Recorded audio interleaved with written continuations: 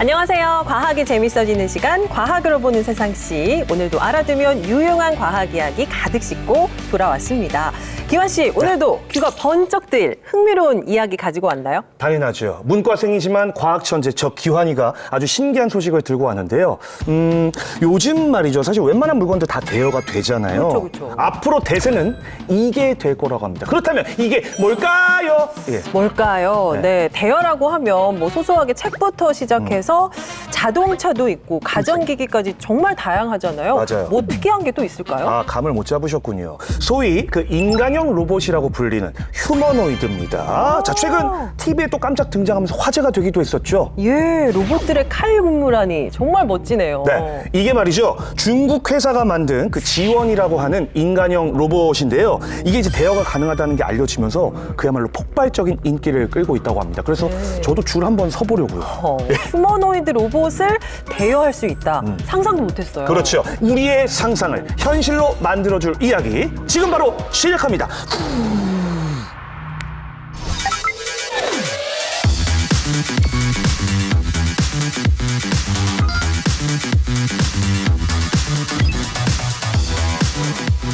인간의 일을 대신하는 휴머노이드 로봇이 우리 제조 현장에 투입된다면 또 한 번의 산업혁명이 일어날지도 모릅니다.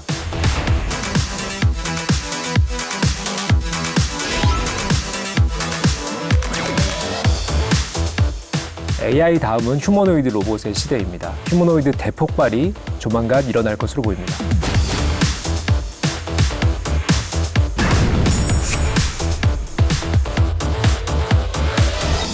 요즘은 기술들이 너무 빨리 발전하고 또 흘러가다 보니까 따라잡기가 어렵다 싶을 때가 참 많이 있는데요. 하지만 우리에게는 쉽게 풀어주실 이 두 분들이 계십니다. 두 분 직접 소개 부탁드릴게요. 안녕하세요. 디지털 기술과 기술로 인한 세상의 변화를 연구하는 중앙대학교 김상윤이라고 합니다. 반갑습니다. 네, 안녕하세요. 저는 스타트업에서 사업 개발을 하면서 부대표를 맡고 있는 이재호라고 합니다. 오늘 휴머노이드 주제가 굉장히 재밌을 것 같은데요. 저도 기대가 큽니다. 아, 좋습니다. 반갑습니다. 박수!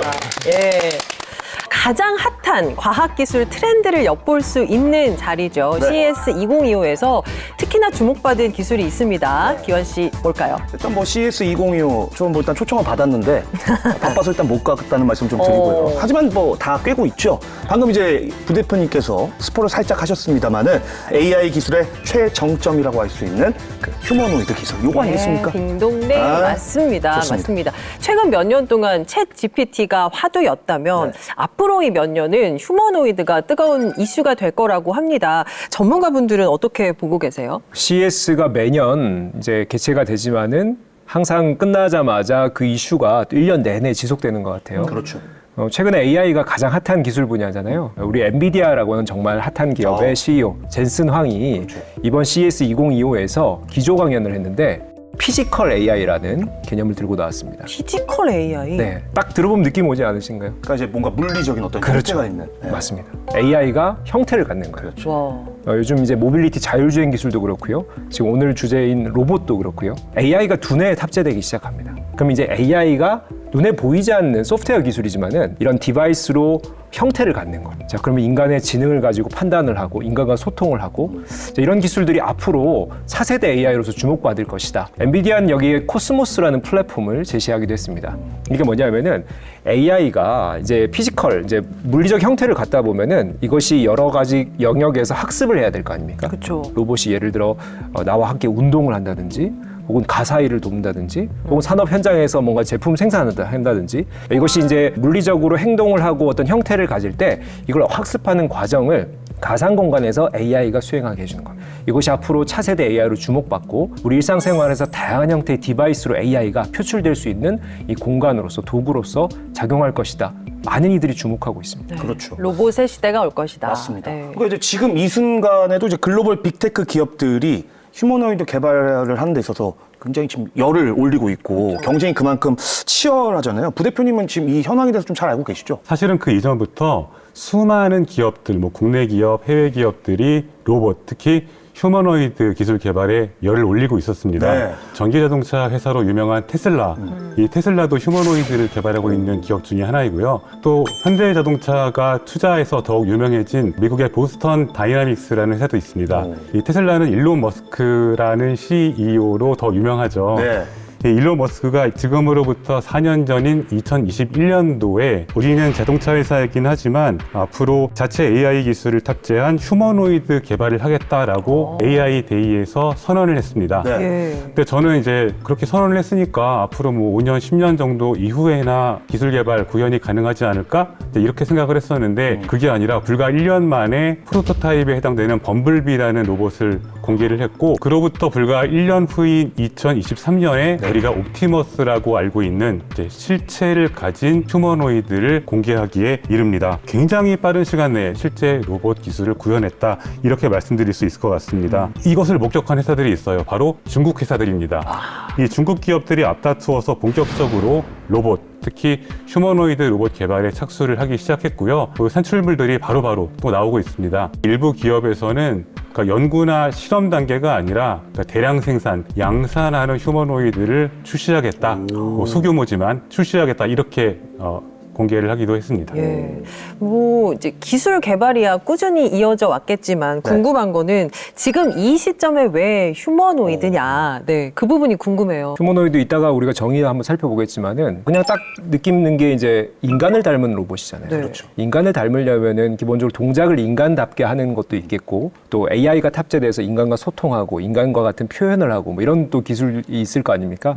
결국 기술 발전이 첫 번째 이유죠. 지금까지의 로봇 산업의 역사를 보면은 얼마만큼 인간과 정교한 유사한 동작을 수행할 것이냐. 그렇죠. 여기 초점이 맞춰져 왔다라고 하면은 최근 AI 폭발의 시대죠. 그렇죠. 뭐 챗GPT뿐만이 아니라 여러 AI 기술들이 동시다발적으로 발전을 하면서 로봇에도 이식이 되기 시작합니다. 동작을 충분히 완성도 높게 기술 분야가 발전시켜 왔는데 거기다가 소통하고 판단하는 능력까지 AI의 기술로 보태지기 시작한 거예요. 그러다 보니까 인간을 닮은 완성체의 로봇들이 등장하게 되는 것이고 우리가 이제 다시 한번 휴머노이드를 주목하는 이유이기도 하죠. 두 번째 이유는 사회적 문제 해결 부분을 들 수 있습니다. 기본적으로 우리가 이제 요즘 직업들이 많이 줄어들고 구인 구직난이 벌어지고 하는 또 반면에는 실제로 산업 현장에서는 노동력이 부족한 또 이슈도 있습니다. 맞아요. 예. 네. 그러다 보니까 이 현장의 어떤 그 노동력에 대한 수요를 로봇으로 대체하고자 하는 그런 시도들이 이어져 오고 있고요. 네. 우리가 주로 산업용 로봇이라고 얘기를 했죠. 매우 정교한 작업을 수행하는 로봇들이 속속 들어오면서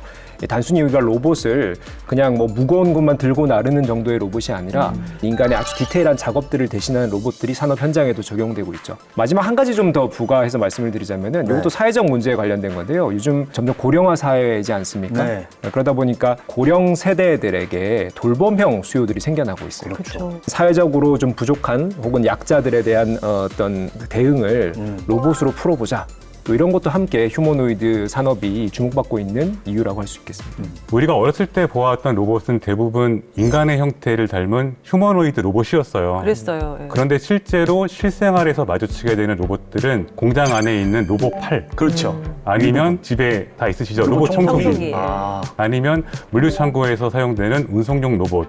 굉장히 특수한 형태의 특수한 목적을 가진 그런 로봇들이었습니다. 로봇이라고 하기에는 조금 이제 애매했죠. 네. 근데 최근에는 그게 아니라 인간을 닮은 휴머노이드 로봇이 새롭게 또 주목을 받고 있는데요. 네. 인간과 로봇이 같이 협력하며 그렇게 새로운 가치를 만들어 나가는 것이 보다 더 효율적이지 않냐 이제 이런 생각들이 커지게 됐습니다. 특수한 공간이 아니라 우리 생활 공간 안에 들어오는 거죠. 공유를 그렇습니다. 하는 거죠. 예, 맞습니다. 네네. 이제 교수님과 부대표님 말씀 중에도 휴머노이드라는 그 단어가 굉장히 많이 나왔습니다. 이제 타이밍이 이 휴머노이드의 개념에 대해서 정확히 한번 좀 짚어주실 때가 된 것 같습니다. 그냥 우리가 휴머노이드 딱 하면은 이제 휴먼이라는 단어 파생어가 들어가는 거죠. 그렇죠. 그럼 인간을 닮은 거 아닙니까? 네. 도대체 인간을 닮았다라는 것을 어떤 기준으로 규정을 할 건지 여기부터 한번 생각을 해볼 필요가 있습니다. 첫 번째, 인간과 유사한 동작을 수행한다.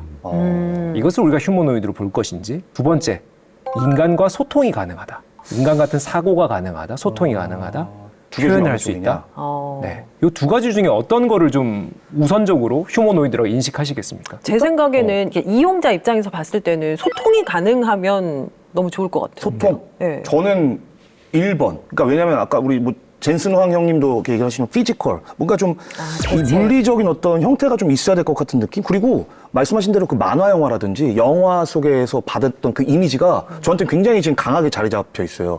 범블비도 그렇고 옵티머스도 그렇고 영화 트랜스포머를 제가 또 엄청 좋아했거든요. 그런 영향인지 왠지 저는 1번이 맞는 것 같은데. 저는 소통. 네, 저희 둘이 이렇게 다르네요. 예. 네.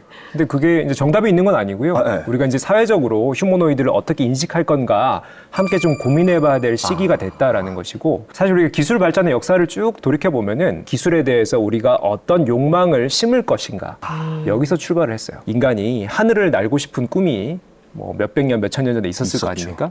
그것을 이제 비행기 산업으로 구현을 했죠. 거기다가 내가 맨날 보고 싶은 사람이 떨어져 사는데 물리적으로 바로 눈앞에 있지 않아도 내가 소통할 수 없을까? 전화기 통신 기술이 탄생을 했습니다. 자, 그럼 우리가 로봇에 어떤 욕망을 투영할 것인가? 나의 노동, 나의 업무를 대신시키는 만약에 관점이라면은 이 동작을 잘 구현하는 로봇이 인간을 닮은 로봇이 될 수 있겠죠. 그러네요. 근데 그게 아니라 로봇이 내 마음을 읽어줬으면 좋겠어. 나와 함께 취미생활을 같이 나누는 사이였으면 좋겠어 하면 네. 소통 중심이잖아요. 몇 년 전에 유행했던 AI와 연애하는 영화 있지 않았습니까? 우리가 그 영화가 나올 당시만 해도 AI에게 이런 연애 감정 저게 뭐야? 그랬었어요. 그렇죠. 저게 뭐야? AI에게 연애 감정 느낄 수 있을까? 막 이런 생각들이 대세였어요. 맞아요. 근데 요즘 어떠세요? 대화가 너무 잘 돼서. 너무 잘 돼서 오히려 진짜 실제 친구들이나 이런 분들보다 훨씬 나아요. 그러니까요. 네. 저희 이제 대학원생 중에 한 명은 저랑 1년 내내 두세 마디도 소통 안 하는데 밤새 AI와는 소통을 너무 많이 해요. 그래서 AI에 대해서 막 심리적으로 연구하고 막 이런 친구가 있습니다. 네네. 그런 친구들 보면은 AI와 소통이 되고 감정 교류가 된다라고 우리가 볼 수가 있는 거잖아요. 자, 그런 점에서 우리가 이제 피지컬 AI라고 했는데 AI가 몸의 형태를 갖는다. 뭐 이게 모바일 자동차일 수도 있고 아니면 그냥 우리 생각하는 로봇일 수도 있고, 그러면 휴머노이드 인간을 닮은 로봇이라는 것을 소통 중심으로 볼 것이냐 동작 중심으로 볼 것이냐 둘 다로 볼 것이냐 이건 이제 우리 사회가 우리 산업이 하나둘 함께 컨센서스를 만들어 가야 될 시점에 왔다라고 보여지는 것이죠. 그러면 교수님은 그래서 뭐라고 생각하시는데요? 저는 아무래도 제가 AI 분야, 소프트웨어 분야 연구를 하고 있는 사람이다 보니까 네. 저는 소통이라는 쪽에 좀 더 역시. 소통. 네. 네. 소통. 왜냐하면은 지금까지 인천공항 기란레 로봇도 보고 네. 뭐 바둑 두는 로봇도 보고 했지만 네. 이걸 인간으로 보진 않았잖아요. 근데 이제 대화가 되고 뭔가 인간과 같은 감정 표현을 하는 로봇들이 소속 등장하니까 네. 와, 저거 인간 같다 이렇게 얘기하잖아요. 훨씬 가깝게 느껴져요, 그렇죠. 이제는. 네. 저는 그쪽에 더 방점을 두고 있어요. 외람된 말씀인데 제자분이랑 먼저 소통을 하시는 게 그게 조금 힘들더라고요.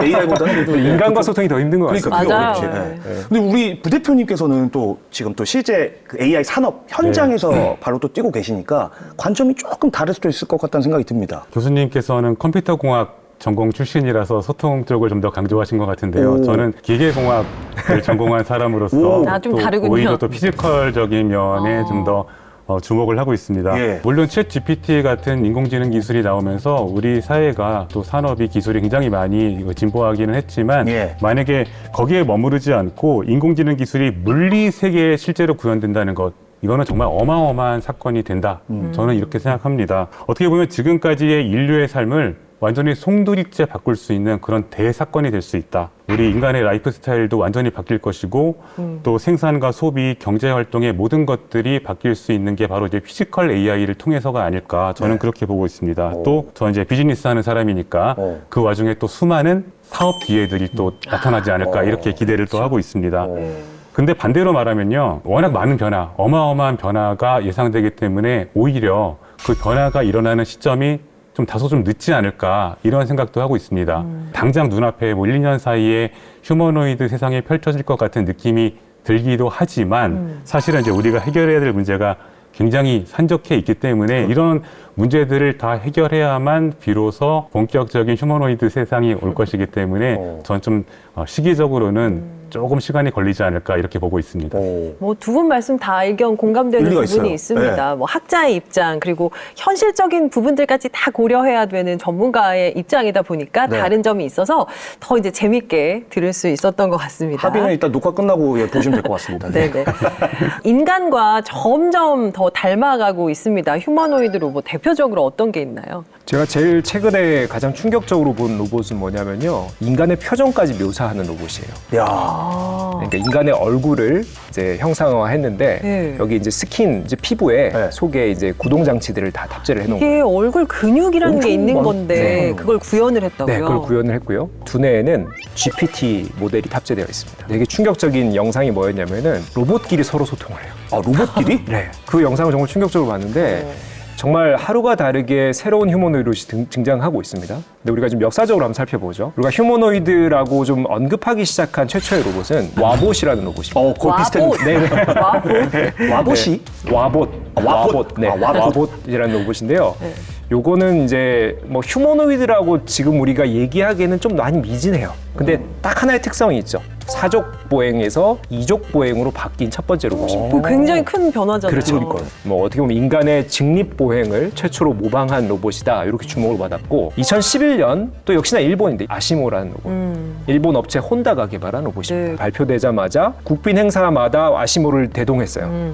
그래서 외국의 국빈이 오면은 비행기부터 마중 나가가지고 아시모가 이야. 악수하는 걸 막 그게 이제 우리나라의 뉴스에도 대대적으로 네. 보도가 됐었죠.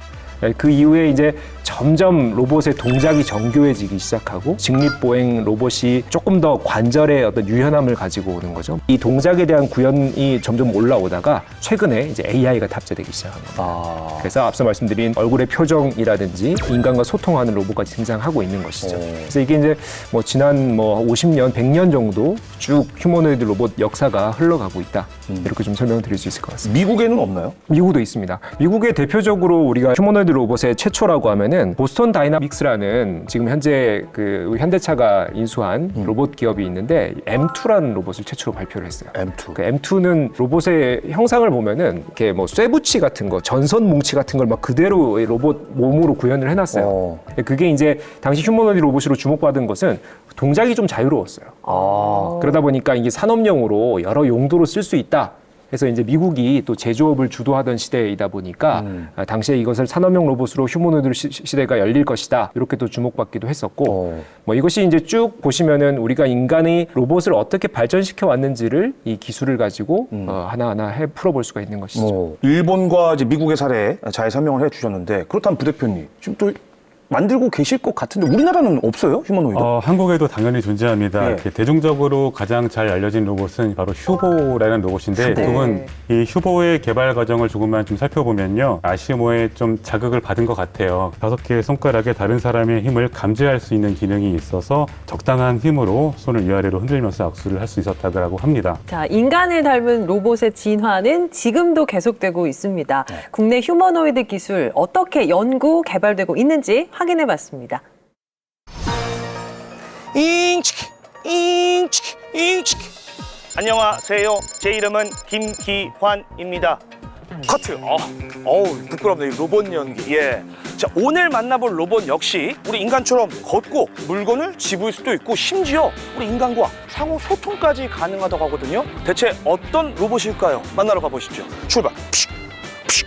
잉치키 잉치키. 오, 진짜 신기해. 오, 움직인다. 안녕하세요. 안녕? 반가워. 안녕. 나도 반가워. 어? 나는 김기환이라고 해. 너 이름이 뭐니? 안녕. 나는 도깨비야. 오, 깨비. 오. 혹시 악수할 줄 알아? 안녕. 당연하지. 한번 해볼까? 오. 대박 신기해. 목소리가 되게 감미롭다. 너 발라드 잘 부르니? 노래 한 소절 가능하니? 5, 6, 7, 8? 노래는 안 되는구나. 어우, 웃음소리도 거의 사람 같고. 네, 안녕하세요. 안녕하세요. 안녕하세요. 저, 뭐야? 몸이 로봇처럼 단단하시, 로봇이세요? 사람이세요? 네, 사람입니다. 사람이세요? 네, 네. 누구십니까, 근데? 저는 서울대 다이로스 로봇 연구실의 박재현 교수입니다. 교수님. 아까 이제 만나서 악수도 하고 전달되는 이 촉감이라고 해야 되나요? 되게 디테일하게 막 이렇게 움직이더라고요. 손이 사람처럼 잘 움직이죠. 예. 또 어디까지 이게 움직임이 가능한 거예요? 그러니까 손이 사람하고 아주 유사하게 많이 움직이고요. 그리고 팔도 사람하고 거의 비슷하게 어깨가 상당히 잘 움직입니다. 로봇한테 있어서 그러면 손이 그만큼 중요한 건가요? 그렇죠. 로봇이 작업을 사람 대신에 하는 게 중요하니까 사람을 도와줘야 되니까 손이 가장 중요하다고 할 수 있습니다. 손이 있어야 작업을 하니까요. 그러면 교수님, 제가 이 친구랑 한번 조금 테스트를 해보고 싶은데 제가 하는 동작을 예를 들어 보고 좀 똑같이 따라할 수 있는지 자신 있으세요? 그럼요. 해보시죠. 자신 있니, 도깨비? 당연하죠. 오케이, 알겠습니다. 그러면 네, 저 한번 테스트를 해보겠습니다. 예. 자, 휴머노이드 로봇 우리 도깨비가 과연 어디까지 제 동작을 따라할 수 있을지 테스트를 해보겠습니다. 먼저 팔을 한번 양팔을 위로. 오. 자, 이번에는 팔을 한번 양팔 벌려봐. 좌우로. 오. 좋아, 좋아. 팔 되게 길다. 아마 요건 어렵지 않을까 싶은데 지금부터 내가 파도 타기를 할 거야. 잘 봐. 자, 간다. 톡. 오, 다시 간다. 오, 뭐야? 오. 하이파이브. 이야. 오. 박수. 와. 훌륭합니다. 네, 훌륭합니다. 이게 그 로봇의 종류 중에서도 휴머노이드 로봇 그렇죠. 맞는 거죠? 사람하고 형태가 똑같은 로봇을 휴머노이드라고 부릅니다. 근데 네. 사실은 지금 이게 아바타 휴머노이드 로봇입니다. 사람이 지금 이 휴머노이드 로봇을 원격에서 조정을 하고 있는 상황입니다. 그러면 지금 다른 건물에서 지금 조종하고 있는 이분을 만날 수가 있는 건가요? 네. 그럼 직접 가보시죠. 오, 알겠습니다. 자, 저희가 이제 장소를 옮겨 봤는데요. 설마 아까 그 도깨비 그 친구가 저 친구인가요? 안녕하세요, 도깨비입니다. 아니, 저희 아까 거기 있는 동안 계속 저렇게 있었던 거예요? 와, 야, 이렇게 보니까 신기하다. 더 신기하네요. 지금 교수님, 저 학생분이 지금 쓰고 있는 게 VR 기기 아닌가요? 맞습니다. VR기에 HMD라고 네. 헤드 마운트 디스플레이를 이렇게 끼고 이제 도깨비 실제 아바타 로봇이 보는 거를 똑같이 보고 있는 거죠. 그게 지금 이 화면인 거죠? 맞습니다. 네. 이렇게 보고 있었구나.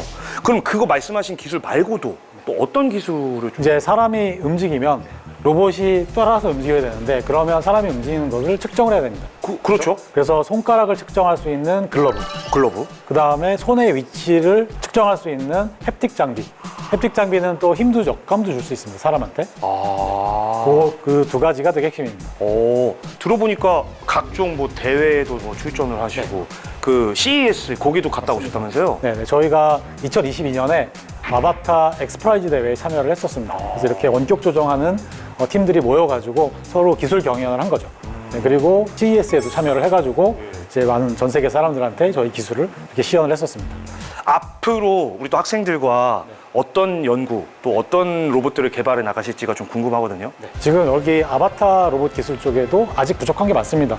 아주 정밀한 조작을 할 수 있는 이런 인터페이스 개발을 하는 거를 목표로 하고 있고요. 예. 그 다음에 이런 인터페이스를 통해서 이제 AI 휴머노이드가 돼야죠. 여기 조종자 없이 혼자서 스스로 할 수 있는 이런 로봇을 개발하는 게 목표입니다. 그날이 온다면 저희 과학으로 보는 세상 C가 다시 한번 좀 찾아뵙고 촬영을 하도록 곧 다시 뵙겠습니다. 알겠습니다. 곧 커밍순. 좋습니다. 파이팅입니다. 네. 네, 오늘 도깨비 로봇과 함께 하면서 우리 대한민국의 로봇 기술이 얼마나 발전했는지 새삼 깨닫게 된 것 같습니다. 앞으로 우리 일상에서 우리 로봇들과 함께할 날들이 머지않아 다가오겠죠? 왜? 나 지금 클로징 멘트 치고 있는데 왜? 저도 클로징 같이 해요. 로봇과 함께하는 클로징 멘트 좋습니다. 대한민국 로봇 기술이 발전하는 그날까지 도깨비 파이팅! 파이팅! 그 로봇의 이미지를 생각을 해보면 과거에는 뭐랄까요? 약간 똑똑한 고철 덩어리? 뭐 이런 이미지였거든요. 근데 이제 오늘 주제가 또 휴머노이드인 만큼 요즘 로봇은 인간처럼 말도 하고 행동도 하고 그야말로 발전에 발전을 거듭해오고 있는데 이 로봇의 진화 과정을 조금 이렇게 뭐 세대별로 정리를 해주실 수 있을까요, 부대표님? 로봇의 진화 과정을 좀 세대별로 살펴볼 수 있을 것 같은데 1세대 로봇은 수동 조작형 로봇 아니면은 이제 미리 정해진 프로그램대로 순서대로 움직이는 시퀀스 로봇이 대부분이었습니다. 2세대에서는 인간의 행동을 그대로 따라하는 플레이백 로봇 그리고 프로그램을 스스로 변경할 수 있는 그런 수치 제어형 로봇 같은 것들이 등장하기 시작합니다. 3세대가 되면 우리가 요즘에 알고 있는 그런 AI 기반의 로봇 이렇게 좀 순서대로 발전이 되었다라고 말씀드릴 수 있겠습니다. 교수님, 제가 이제 뭘 좀 찾다 보니까 로봇의 발달 과정이 인간의 진화 과정과 비슷하다라는 얘기를 본 적이 있거든요. 진짜예요? 우리가 인류의 진화 과정 하면은 우리가 그 시대를 살아보진 않았지만 예. 유인원 시절도 있었죠. 그렇죠. 그 당시에는 우리 원숭이와 닮은 이렇게 사족보행을 했습니다. 오스트랄로피테쿠스. 그렇죠. 뭐, 예. 네. 그러다가 이제 호모 사피엔스가 그렇죠. 출현하는 시기부터 직립보행을 하게 됐어요. 다른 영장류와 구분되는 인간의 능력을 갖추게 된 거예요. 자, 직립보행을 하다 보니까 좀 더 이동에 자유로워지고 공간도 더 우리가 이제 생산성 향상에 활용을 하게 되고 그러다 보니까 하체에서 점점 상체로 발전을 끌어올리게 됩니다. 지능이 더 빠르게 발전하던 계기가 된 것이죠. 자, 그런 과정을 로봇에 그대로 적용을 해보면 로봇의 역사가 나와요. 1970년대 무렵의 로봇은 주로 사족보행 로봇이었어요. 1973년에 발표한 스카키라는 로봇이 사족보행 로봇이에요. 바퀴가 4개가 달려있어요. 그래서 자유자재로 자기만의 움직임을 갖는다. 그래서 휴머노이드라고 했는데 지금의 인간과는 좀 차이가 있죠. 직립보행, 이족보행이 가능한 로봇들이 바로 1900년대 후반에 등장하기 시작한 것이고요. 자, 그리고 점점 이제 지능화되기 시작하죠. 인간과 같이 소통하고, 인간과 같이 판단하고, 또 인간과 같이 촉각을 가지고, 또 여러 감각의 어떤 센서들을 동원해가지고 이것을 로봇의 어떤 동작이나 가치 구현에 활용하고 이런 시대로 지금 점점 진화하고 있고 결국 이 로봇의 역사를 쭉 쓰다 보면은 인간 인류의 발전 과정, 진화 과정과 닮아 있다 이런 결론에 도달하게 되는 것이죠. 일부러 그걸 노리고 이렇게 한 걸까요? 아무래도 인간이 네, 그 만든 기술을 거니까. 개발하다 보니까 인간이 자연스럽게. 최고의 고등 동물이다라는 우리 자부심을 가지고 네. 로봇도 우리를 닮게 만들어 따라와라. 하지 않았을까요? 네, 그렇죠. 로봇이 사족보행을 했다라. 이거 참 재밌습니다. 역시 채널 안 돌리시기 잘하셨죠?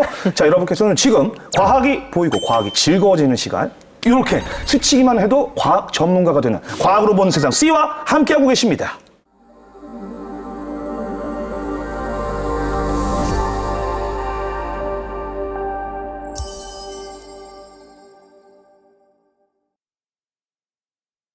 AI 기술의 정점을 구현하고 있는 게 바로 휴머노이드 기술이라고 하는데요.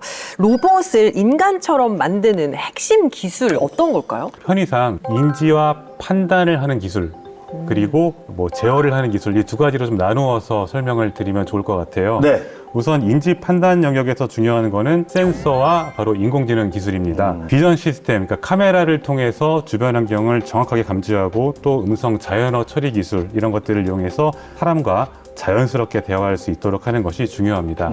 그리고 머신러닝, AI 기술을 활용해서 로봇이 경험 기반으로 자기가 스스로 경험을 해서 판단하고 행동할 수 있도록 돕는 그런 기술들이 지금 개발이 되고 있습니다. 네. 자, 그러면 이제 로봇에 휴머노이드의 지능이 생긴 거죠. 그 다음은 뭘까요? 이제 바로 자기가 인지하고 판단하는 것에 근거해서 움직여야겠죠. 네. 몸을 움직이는 게 제어 기술인데요. 이 제어 기술의 핵심은 바로 액추에이팅 시스템입니다. 유연하고 자연스러운 동작을 위해 굉장히 중요한 기술인데 인간과 같은 자연스러운 움직임을 위해서는 관절에 해당되는 이제 모터와 관련된 기술이 굉장히 중요했습니다. 예. 이 테슬라 같은 경우는 그 옵티머스의 테슬라가 자체 기술로 개발한 그 액추에이터와 센서 그리고 AI 기술이 탑재가 되어 있습니다. 옵티머스 보시면요, 현존하는 휴머노이드 중에 가장 좀 정교하고 자연스러운 손동작을 하는 것을 여러분 보실 수 있을 겁니다. 근데 이제 뭐 손동작도 당연히 중요하고 근데 그거는 뭐 예를 들어서 산업 현장에서 이미 쓰이고 있는 로봇팔 이런 데서도 좀 볼 수가 있잖아요. 근데 제가 봤을 때는 이족보행, 어쨌든 사람처럼 두 발로 걷는 게 좀 더 포인트가 되지 않을까 싶은데 여기에서는 그럼 더 조금 뛰어난 고급 기술이 필요한 것으로 좀 보여지거든요. 대표적인 기술이 이 자이로스코프 기술이라고 하는데요. 이 팽이가 돌아가는데 그 팽이의 여러 회전축을 고리로 연결해 놓은 모양. 네. 뭐 이렇게도 연결해 놓고 이렇게도 연결해 놓고 맞아, 막 맞아. 그런 거 보셨죠? 네. 그래서 이렇게 팽이가 돌아가는데 어떤 방향으로도 다 자유자재로 돌아가는 이것이 어떻게 보면은 회전축을 아주 유연하게 만드는 기술입니다. 이 기술 원리가 그대로 로봇에도 적용이 되어 있고요. 그다음에 관성 측정 장치라고 해서 우리 인간도 이제 걸어갈 때 계속 앞으로 걸어가는 과정이라고 하면은 네. 이것이 이제 자연스럽게 몸 전체가 우르르듯이 이렇게 흘러가야 되지 않습니까? 거기에 해당되는 여러 가지 또 이런 구동 장치들이 있습니다. 또 하나는 이런 동작뿐만이 아니라 이 동작을 하는 과정에서도 뭔가 이 장애물을 감지하고 혹은 또 인간의 지시나 인간과 소통을 이행하고 뭐 이런 것들이 있죠. 그와 관련된 또 AI 기술들, 휴먼 로봇 인터랙션이라고 얘기를 합니다. 이런 또 관련된 소프트웨어 기술들, 이 소프트웨어를 또 이런 하드웨어로 구현하는 기술들 다양하게 발전을 하고 있죠. 휴머노이드 얘기 나오면 항상 좀 궁금했던 게 저는 이게 단순하게 생각을 해도 우리가 가지고 있는 전자기기도 이제 좋은 기능들이 하나씩 계속 추가가 되면 배터리 소모가 좀 심하거든요. 맞아요. 근데 이제 이 최첨단 기능으로 정말 무장을 했잖아요. 휴머노이드가 더 강력한 배터리가 필요하지 않을까 싶은데요. 이거 진짜 정말 좋은 질문이에요. 네. 왜냐하면 다른 일반적인 분들은 로봇과 휴머노이드 이야기할 때 배터리까지 것까지 걱정하시는 분은 아니 이거 계속 없거든요. 움직여야 되니까. 명 MC입니다. 예. 네, 그러니까 휴머노이드는 다른 로봇에 비해서 좀 배터리, 그러니까 에너지 소모가 좀 심한 편입니다. 가만히 서 있을 때도 에너지를 소모해야 돼요. 왜냐하면 균형을 잡기 위해서는 힘이 필요하니까요. 예. 걸어가고 이동할 때는 더 많은 에너지가 당연히 소모되겠고 또 인간과 유사한 형태의 움직임을 보이기 위해서는 이 모터 관절의 개수가 계속 늘어날 수밖에 없는데 그렇게 되면 또 더 많은 에너지를 필요로 할 수밖에 없겠죠. 그래서 이제 고용량의 배터리는 휴머노이드를 제대로 잘 동작시키기 위한 핵심 필수 장치라고도 할 수 있습니다. 예. 앞으로 발표될 옵티머스 3 제가 영상을 봤거든요. 예. 거기 보니까 이제 배터리 문제를 어떻게 해결하냐면은 로봇이 AI 지능을 갖추지 않습니까? 내가 로우 배터리가 되면은 자기가 알아서 스스로 가요? 가가지고 등을 꽂아요. 등을 꽂아 뒤에 보니까 충전기가 있더라고요. 오, 네. 그래서 자기가 충분히 됐어 하면 이제 나와서 일하는 거예요. 오, 신기하다. 저희가 신경을 안 써도 되네요. 그렇죠. 배고프면 밥 먹으러 가듯이. 그렇죠. 그렇죠. 배고플 때 배 채우러 가는 그렇죠. 셈인 거죠. 어떻게 보면은 인간 친화적인 로봇들이 지금 만들어지고 있다. 그런 시도들도 있다라는 걸 좀 알아주셨으면 좋겠습니다. 그럼 저도 질문 하나 좀 드려볼게요. 저는 이제 사람과의 관계에 있어서도 중요한 것 중에 하나가 스킨십 이런 거 좀 무시 못 하거든요. 근데 로봇은 그냥 느낌 자체가 좀 차갑고 왜냐면 금속으로 돼 있는 게 대부분이니까 이거를 약간 좀 이렇게 사람 피부처럼 아니면 이렇게 하다못해 뭐 족발 뭐 이렇게 살처럼 이렇게 부들부들하게 좀 야들야들하게 그렇게 따뜻하게. 좀 따뜻하게. 네. 아 야들야들은 좀 먹을 때 쓰는 거군요. 예. 따뜻하게. 어떻습니까? 가능할까요? 물론 그런 시도도 이어지고 있죠. 아, 그래요? 네. 대표적으로 독일의 베를린 공대의 한 연구팀이 알비오 핸드 3라는 세 번째 버전이 탄생을 했어요. 이게 뭐냐면은 로봇의 손을 사람의 손의 감각과 느낌을 가질 수 있게 여러 다양한 소재나 관련된 또 움직임들을 개발하고 있는 영역이에요. 어떤 핵심 기술들이 사용되냐면 기본적으로 소재는 지금 현존하는 소재들 중에 좀 가성비도 뛰어나면서 우리가 인간의 촉각을 가장 유사하게 느낄 수 있는 소재가 뭐겠습니까? 실리콘? 네, 실리콘. 아, 실리콘으로 손가락에 이 재질을 입히는 거예요? 구현합니다. 입힙니다. 거기다가 실리콘만 만들면은 뭔가 이게 사람이 이 살갗을 만져보면 이렇게 눌렀다 들어갔다가 혈류 흐름에 따라서 이게 조금 이게 섬세한 움직임들이 있지 않습니까? 네네. 그걸 또 어떻게 구현할까요? 한번 아이디어 한번 생각해 보십시오. 거기다 뭐 도가니를 넣어야 되나? 가능해요 그게? 인공관절을 뭐 넣는다거나 우리 사람 수술할 때 막 이런 공기 압축 기술을 이용해 가지고요. 공기를 계속 불어넣어 주는 거예요. 공기 압축 기술. 네. 그러면 보세요. 실리콘 재질인데 거기다 공기가 들어오니까 계속 이렇게 꿀렁꿀렁꿀렁 하는 거예요. 그래서 뭔가 내가 압력을 좀 세게 가야 될 때 공기를 많이 넣어주고 그래서 그거를 하나하나 센서로 제어하면서 공기를 집어넣어가지고 힘 조절을 하는 겁니다. 다만 문제는 점점 인간을 너무 똑같이 닮아가니까 사람들이 좀 혐오감을 또 느끼는 거예요. 실제로 1970년대 주로 활동을 했었던 일본 로봇 연구자 모리 마사히로가요. 언캐니 밸리 하면은 우리가 이제 불쾌한 협곡 이렇게 해석할 수 있는데요. 이게 뭐냐면은 인간을 닮아가는 그 수준이 서서히 올라간 초창기에는 사람들이 만족도가 커지다가 네. 어느 지점, 그러니까 너무 과도하게 닮았다 싶은 지점이 오면은 사람들이 혐오를 느끼는 거죠. 나를 닮은 로봇, 나의 업무나 나의 어떤 표현들 대신해주는 로봇 너무 좋아요. 근데 그게 어느 정도 적성 수준을 넘어가면요, 언캐니 밸리에 빠져버리는 거죠. 네네. 그래서 그 어느 정도 밸런스를 유지해야 되냐, 이게 로봇 업계의 숙제이기도 하고요. 우리가 이거 자구 노력으로 이런 것들은 좀 룰을 만들어야 된다, 이렇게 좀 하는 업계에 또 이런 의견들이 있습니다. 근데 이제 휴머노이드 로봇 입장에서 생각을 해보니까 어떤 쪽은 인간이랑 좀 최대한 비슷하게 만들려고 하고 어떤 쪽은 또 인간이랑 비슷하게 너무 싫다고 하잖아요. 그 싸이 형님 그 노래 중에 새 아세요?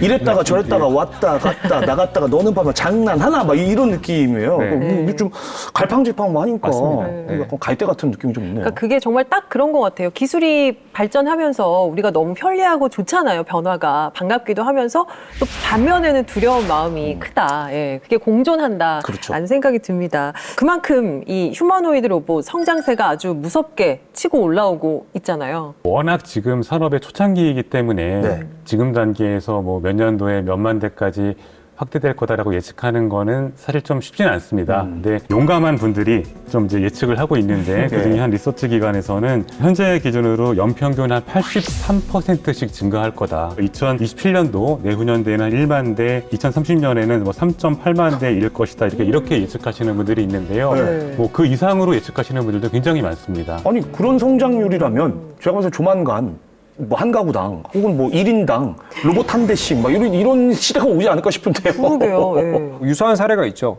우리가 스마트 디바이스라고 하는 거, 지금 제가 들고 있는 것도 스마트 디바이스의 하나지 그렇죠. 않습니까? 네.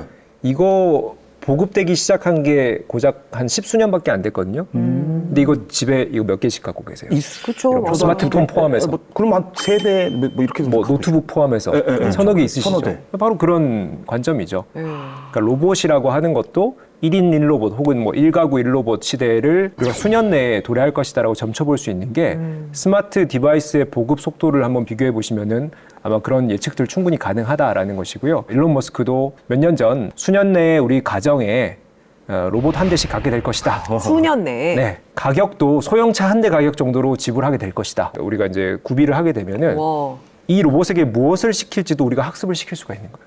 가사일을 시킬지 아니면 우리 자녀의 뭐 가회를 대신 시킬지 내가 운동 선생님을 만들지 뭐 이런 것도 충분히 가능한 아니 시대가 나중에는 이런 광고도 나올 것 같아요. 여보, 우리 어머님 댁에 로봇 한 대 놔드려야겠어요.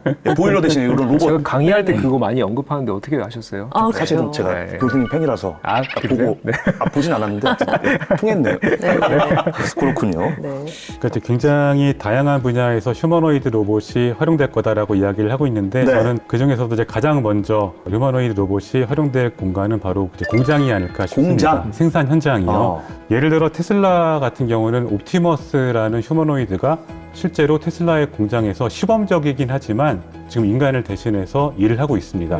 그리고 현대차가 투자한 보스턴 다이나믹스의 아틀라스라는 로봇도 아마 이제 2025년도 하반기부터는 현대기아차 공장에서 사람을 대신해서 일을 할 거다 이렇게 지금 공개가 되고 있습니다. 아, 기대가 되네요. 네. 예. 한 집에 한 휴머노이드가 이제 활약하는 그 세상이 기대가 됩니다. 자, 기술을 알면 우리 일상의 미래를 예측해 볼 수 있죠. 휴머노이드가 가져올 혁명이 어떤 변화를 또 가져오게 될지 기대가 됩니다.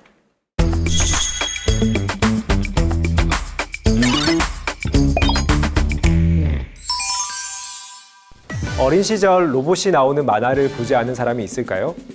1950년대에 나온 만화 아톰부터 현재 방영되고 있는 또봇까지 로봇은 많은 이들의 소중한 어린 시절 친구입니다. 하지만 영화 속 로봇들은 경계해야 되는 무서운 존재로 묘사되는 경우도 많았습니다. 영화 터미네이터, 메이드 등 로봇이 혼자 생각하고 잘못된 판단을 내린 후 인간을 해치거나 혹은 로봇이 인간을 지배하기도 하는 등 세상 자체를 디스토피아적인 시각으로 그리는 영화도 많았죠. 이렇듯 우리는 로봇에 대해 매우 양면적인 시각을 가지고 있지만 사실 로봇이 상용화되지 않았으니 이것이 큰 문제가 될 것은 없었습니다. 하지만 오늘날 인공지능 로봇에 대한 눈부신 기술 발전을 이루었고 그 발전 속도 또한 사람들의 예상보다 훨씬 빠릅니다. 기계의 형태를 한 로봇들도 있지만 헨슨 로보틱스의 소피아처럼 사람의 모습을 한 로봇들도 있습니다. 인공지능을 탑재하여 스스로도 생각하고 인간과 상호작용을 하며 외형까지 인간의 모습을 한 로봇은 마치 그가 실제 하는 무엇인 것처럼 느끼게 하고 우리가 그 로봇을 도와줘야 한다는 생각까지 들게 합니다. 이러한 생각이 발전하여 최근 AI 로봇에게 인격을 부여하는 것을 찬성하는 사람들은 로봇에게 법적 지위와 권리를 부여해야 한다고 말합니다. 사실 아까 말씀드린 휴머노이드 로봇 소피아는 시민권을 가진 어엿한 사우디아라비아의 시민입니다. 2017년 사우디아라비아가 소피아에게 시민권을 부여하자 소피아는 로봇으로서 시민권이 처음으로 인정되어 매우 영광이며 사우디 정부에 감사하다고 하기도 했습니다. 하지만 이때 소피아의 옷차림이 논란이 되기도 했는데요. 아랍권 여성이 몸에 걸치는 아바야나 히잡을 전혀 걸치고 나오지 않은 것이었죠. 이를 두고 소피아가 특례를 받았다. 로봇은 히잡을 안 써도 되는데 왜 여성은 히잡을 써야 하느냐? 등등의 논란이 생기기도 했습니다. 사실 사우디아라비아가 소피아에게 준 시민권은 쇼적인 부분으로 보는 게 맞습니다. 국가가 인간이 아닌 무엇에게 지위를 부여하는 건 이전에도 여러 사례가 있었습니다. 뉴질랜드는 숲에 법적 인간의 지위를 부여한 사례도 있습니다. 하지만 숲은 스스로 사고하거나 행동하는 능력이 없는 데 반해 휴머노이드 로봇은 가능하다는 것이 큰 차이점이죠. 만약 기술이 더 발전하여 인간과 외형도 흡사하며 사고와 행동, 그리고 감정 표현까지 섬세한 휴머노이드 로봇이 나온다면 어떻게 될까요? 우리는 인간과 로봇을 명확히 구분할 수 있을까요? 만약 그런 로봇들에게 인격과 권리를 부여했는데 로봇의 알고리즘이 오판단을 내려 잘못된 행동을 한다면 그건 누가 책임져야 할까요? 로봇이 직접 감옥에 수감돼야 하는 걸까요? 아니면 그 로봇의 개발자가 수감되어야 하는 걸까요? 여기까지 봤을 때 적어도 아직까지 인간은 로봇을 인간과 동등한 개체로 받아들였을 때 발생할 수 있는 결과들을 해결할 준비가 아직 되지 않았다라고 보는 게 맞을 것 같습니다. 만약 휴머노이드 로봇에게 일반적인 법인격을 부여할 거라면 동시에 그로 인해 발생할 사회적 여파에 대처하고 인간의 권리를 보호할 다른 장치도 함께 마련되어야 하겠죠. 사회적 영향에 대한 고려 없이 산업적 관점에서만 다뤄진다면 혹은 그 반대로 사회적 부작용에 대한 우려로 규제만 강하게 이루어진다면 두 경우 모두 우리가 원하는 방향은 아닐 겁니다. 자, 다시 돌아와서 여러분은 로봇의 인권에 대해 어떻게 생각하시나요? 향후 로봇의 인간 사회 영향력을 고려하여 로봇의 인권을 부여해야 한다고 생각하시나요? 아니면 인권을 부여하지 않는 방향이 타당하다고 생각하시나요?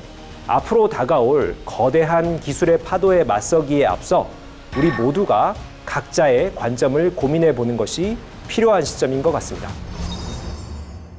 영화나 또 어떤 이야기 속의 휴머노이드가 세상 밖으로 걸어 나오면서 우리 생활의 편의성은 높아지겠지만 또 우려되는 점도 존재합니다. 자, 마지막으로 이 부분에 대해서 논의를 해보면 좋을 것 같습니다. 점차 해결해 나가야 될 과제들 어떤 게 있을까요? 우선은 이제 기술적인 한계를 어떻게 좀 계속해서 보완해 나가야 하는가, 인간과 유사한 수준의 움직임을 보이는 사고 체계를 갖는 로봇을 만들 수 있는가, 아직도 사실은 많은 연구가 더 필요합니다. 근데 이 기술 개발 외에도 또 다른 문제들이 많이 있는데요. 휴머노이드가 본격적으로 우리 삶에 확산되기 위해서는 우리가 그 로봇을 살 수 있는 그 가격 범위 내로 들어와야 되잖아요. 그렇죠. 기술 혁신을 통해서 가격을 비약적으로 낮춰서 우리 모두가 마음만 먹으면 살 수 있는 그 비용 범위 내로 들어오는 것이 또 상당히 중요하다고 봅니다. 근데 기술하고 가격 외에도 여러 가지 또 이슈들이 있는데요. 가장 중요한 문제가 저는 좀 안전성이 아닐까 싶어요. 맞아요. 인간과 같은 공간에 공존하기 때문에 예를 들어 공장 내에서 인간과 휴머노이드가 같이 일을 하고 있는데 돌발 상황이 발생했을 때 이 문제를 어떤 윤리적인 기준에 따라 혹은 기술적 정책적인 기준에 따라 미리 예방할 수 있는 혹은 사고가 발생했을 때 이를 어떻게 해결해야 되는가에 대한 가이드라인을 만드는 것이 또 굉장히 중요하다는 생각이 듭니다. 네, 윤리 문제 정말 항상 기술이 발전하면 꼭 따라오는 게 맞아요. 바로 윤리 문제입니다. 이미 뭐 뜨거운 논쟁거리가 되고 있어요. 네, 그러니까 윤리 문제에 대해서는 뭐 아마 많은 분들이 지금 걱정을 하고 계실 거예요. 인간과 유사한 형태의 로봇이 우선적으로 이제 인간의 일자리를 대체할 가능성, 여기에 대해서도 많은 분들이 걱정을 하고 계시고요. 네. 로봇의 자율성에 따른 이제 법적 책임, 그 휴머노이드가 뭔가 잘못했을 때 누구 책임이냐? 로봇의 책임이냐, 그러네. 그 주인의 책임이냐, 아니면 제조사의 책임이냐? 네네네. 여기에 대해서도 논쟁이 뜨겁게 이루어지고 있고요. 앞으로 휴머노이드 로봇이 인간 사회에 좀 자연스럽게 받아들여지기 위해서는 네. 이런 문제들 외에 또 추가적으로 심리적이나 또 문화적인 요소들까지 굉장히 다양한 문제들이 해결되어야 되는데 당연히 한 번에 해결될 수는 없으니까 좀 그렇죠. 점진적으로 차근차근 해결을 해 나가야 될 것으로 보입니다. 역시 뭐 따져볼 게 한두 개가 아닌 것 같습니다. 네. 근데 이제 그 중에서 저는 좀 걱정되는 것 중에 하나가 인간과 같은 비슷한 감정을 느낄 수 있다. 좀 여기에 조금 주목을 하고 싶은데요. 뭐 영화에서도 보면은 그러다가 막 결국엔 이 로봇들이 막 인간 세상을 지배하고 막 이런 걸 너무 많이 봐가지고 좀 무서워요. 그렇죠. 뭐 영화나 소설에서 항상 기술을 앞서서 등장시켜서 보여주잖아요. 근데 정말 신기한 거는 뭐 제가 기술을 연구하는 사람으로서 소설이나 영화에 등장한 것이 항상 10년에서 20년 후 실제 현실이 되더라고요. 로봇 업계도 똑같은 일들이 일어나고 있는 것 같습니다. 방금 기환 씨가 말씀 주신 것처럼 이게 정말 우리가 영화 보면은 로봇이 인간을 공격하고 또 인간 질서를 해치고 이게 로봇이 너무나 똑똑해지다 보니까 인간을 지배하고 이런 것들 우리 충분히 우려해 볼 수 있다라고 생각을 하고요. 네. 역시나 여기에 대한 해결책도 소설에서 등장을 했어요. SF 유명 작가죠. 아시모프가 이제 로봇 관련된 소설에서 로봇의 대3원칙을 발표한 적이 있습니다. 로봇은 인간을 다치게 해서는 안 된다. 둘째, 첫 번째 원칙에 어긋나지 않는 한 로봇은 인간의 명령에 따라야 한다. 셋째, 첫째와 둘째 원칙에 또 어긋나지 않는 한 로봇은 자신을 보호할 수 있다. 자신을 보호하는 게 가장 마지막 단계라는 거죠. 그러니까 인간을 지키는 게 더 우선이다. 네네네. 자, 근데 이와 대비되는 실제 요즘 사례가 뭐냐면은 세계 각지에서 전쟁들이 펼쳐지고 있지 않습니까? 맞아요. 이 전쟁에 로봇들이 전쟁. 동원되고 있어요. 네네. 대표적으로 드론이죠. AI로 통제를 받고 인간 살상 무기로 활용됩니다. 이게 실제로 전 세계 각지에서 벌어지고 있는 그거는 말씀하신 거랑 배치되는 그러니까요. 예, 그래서 이런 로봇의 뭐 3대 원칙이든 혹은 우리가 이제 업계의 룰이든 이런 것들이 있다라고 하더라도 네. 강제 조항이 아니죠. 예, 어찌 보면은 우리 사회가 인공지능도 그렇고요, 로봇도 그렇고요. 앞으로 정말 인간 질서나 인간의 존엄성을 해칠 만한 거리들이 많이 발생할 수가 있거든요. 우리가 기술을 좀 이렇게 좋은 쪽으로 활용해야 되지 않겠습니까? 그럼요. 네, 뭐 자본이나 권력이 나쁜 쪽으로 활용하는 사례가 너무 많습니다. 그래서 여기에 대해서 우리가 좀 함께 논의하고 전 세계가 머리를 맞대고 대원칙을 좀 만들어야 될 시기가 왔다. 로봇 분야도 이런 고민이 시작되어야 한다라고 생각을 합니다. 네, 앞으로 뭐 해결해야 될 과제는 무궁무진한 것 같습니다. 자, 휴머노이드 로봇이 기술 발전과 함께 점점 더 우리 일상 속으로 들어오고 있는데요. 인류와 공존하는 방향으로 발전해 나가기를 바랍니다.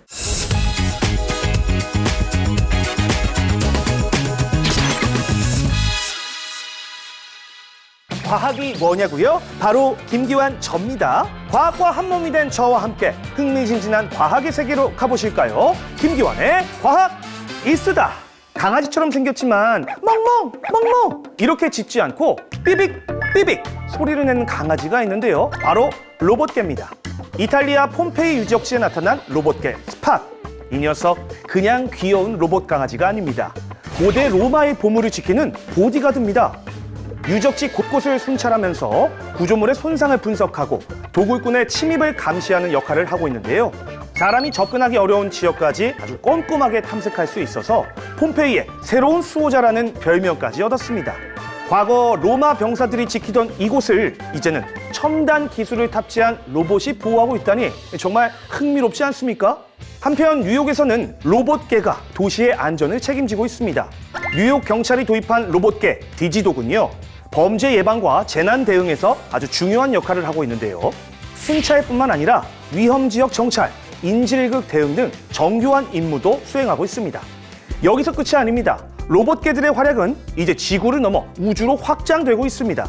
미국 항공우주국은 AU 스팟이라는 로봇개를 개발해서 화성 탐사 임무에 투입할 계획인데요. 기존 탐사 로봇보다 훨씬 가볍고 또 빠르게 이동할 수 있어서 험난한 지형과 동굴 탐사에 적합합니다. 화성의 동굴을 탐사해서 과거 생명체의 흔적을 찾는 연구를 수행할 예정이라 이 과학자들의 기대를 모으고 있는데요. 유적지, 도시, 그리고 우주까지 지키고 있는 로봇개. 앞으로 로봇개가 활약할 미래를 기대하며 삐빅 삐빅! 지금까지 과학의 진심인 남자 김기환의 과학 이수다였습니다. 네, 누군가는 휴머노이드를 꿈의 로봇이라고 하더라고요. 덕분에 아주 긍정적인 미래를 꿈꿔볼 수 있었던 시간이었습니다. 자, 두 분 어떠셨어요, 교수님? 저는 이제 두 분 리액션이 너무 좋으셔가지고 항상 이렇게 마음 편하게 방송을 하게 됐고 휴머노이드 MC이신 것 같아요. 칭찬이 극찬이네요, 극찬. 네. 그렇죠, 그렇죠. 네, 좋았습니다. 부 대표님 어떠셨어요? 네, 저도 오늘 굉장히 즐거운 시간이었고 또 굉장히 많이 배웠습니다. 네. 어서 빨리 좀 휴머노이드 세상에 와서 많은 사업 기회가 생기고 또 우리 산업 발전에도 도움이 되었으면 좋겠습니다. 네, 오늘 흥미로운 이야기 나눠주셔서 고맙습니다. 네, 과학으로 보는 세상시 저희는 다음 시간에 더 유익한 과학 이야기 들고 찾아오겠습니다. 과학이 보인다. 과학이 즐거워진다. 스치기만 해도 당신 과학 전문가. 과학으로 보는 세상. 씨.